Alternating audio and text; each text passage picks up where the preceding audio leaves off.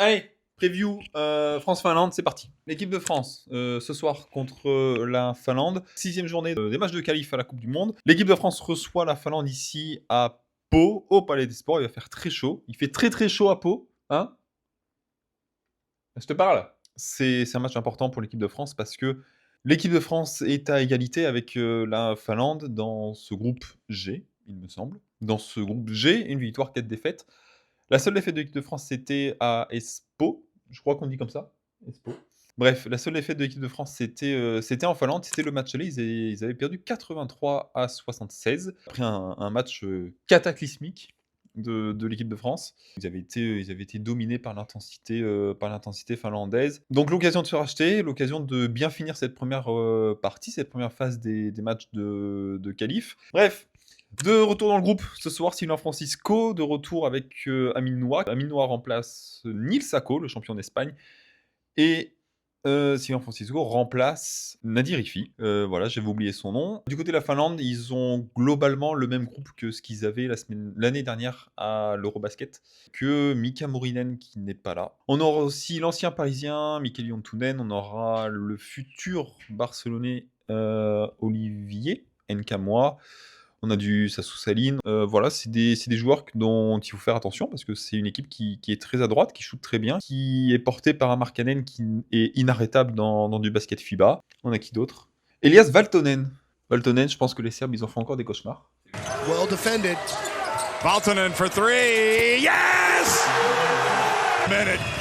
A shot here could really be huge. Valtonen. God! Valtonen! Once again! Voilà, l'équipe de France qui a joué 31 fois contre la Finlande, 23 victoires, 8 défaites. Ça fait 74%.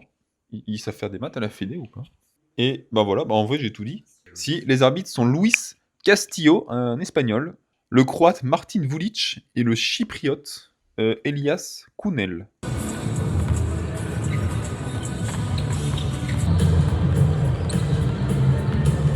Okay, now we are having a couple of beers before the game starts, and it's a really special game for us because it's a group of people traveled from Finland. It's a splendid weather, a bit warm, also inside, but we are really thrilled about the match, and we hope Finland to really compete, give all that they have.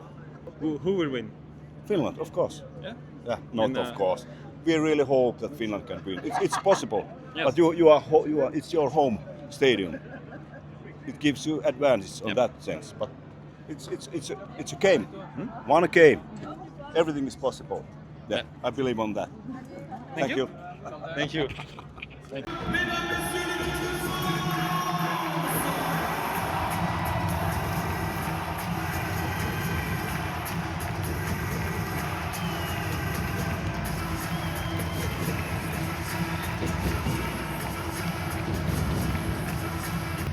Numéro 7 avec moi, Gershon. Numéro 27, capitaine. Ensemble, Rudy. Numéro 85, Mathieu.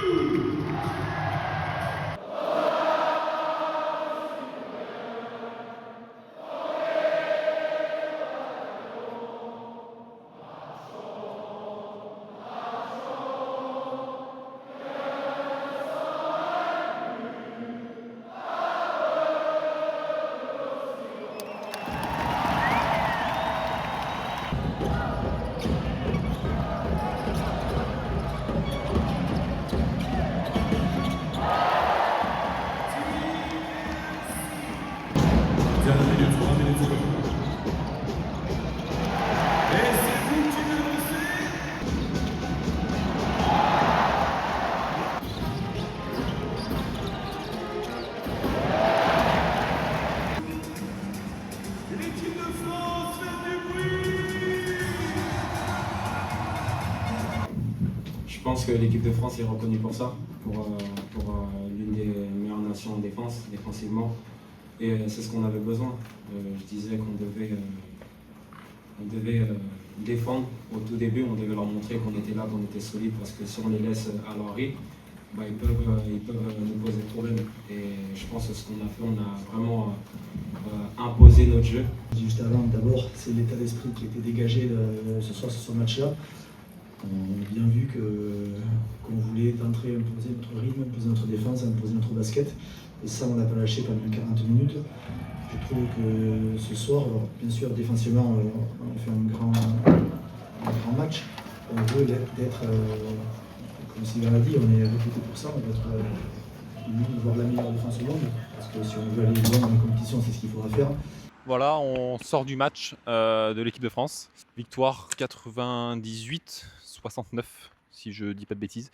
Gros match de l'équipe de France qui a été agressive, qui a bien contrôlé le rebond, beaucoup de rebonds offensifs pris par l'équipe de France. Et je sais pas si on voit bien. C'était un match qui était complètement différent de ce qui a été fait en Belgique il y a 3 jours maintenant.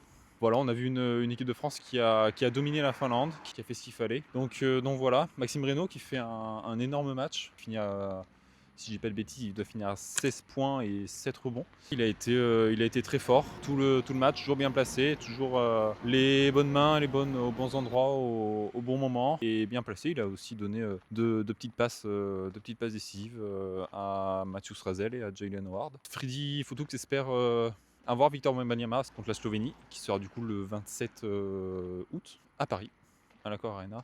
Pas mal d'ambiance aussi, mis par tous les supporters. Il y avait un peu plus de 7100 personnes.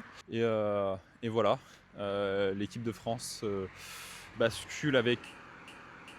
Oh non, je suis là, chef. Oh, ah c'est bon.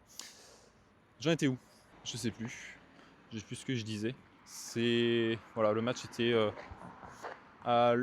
complètement à l'opposé. Enfin, je vais pas dire à l'opposé, mais c'était vraiment différent de ce qu'on a connu en Belgique. Voilà, beaucoup plus d'intensité, beaucoup plus de sérieux. Faut que j'arrête de passer sous les arbres. Et voilà, on a vu une équipe de France collective. Le retour de Sylvain Francisco a fait du bien, même si Freddy Fotoux n'avait pas peur. Freddy Fotoux, il a dit que voilà, c'était complexe pour lui d'amener 3 joueurs de très haut niveau qui sortent de saisons exceptionnelles. Et il parlait de Sylvain Francisco, il parlait d'Ilio Kobo, il parlait de Nadir Rifi aussi. Voilà, c'était un choix de ne pas prendre Sylvain Francisco en Belgique, et c'était un choix de ne pas prendre Nadir Rifi ce soir. Il l'a justifié comme ça. Et pour la petite histoire, Freddy Fotoux m'a dit après que voilà, que le fait d'avoir une prépa longue, enfin en tout cas une fenêtre aussi longue, parce que ça fait 2 semaines maintenant que les joueurs sont ensemble, ils sont arrivés il y a 2 semaines il me semble. C'était très utile et ça allait lui servir notamment pour les prochains matchs, notamment pour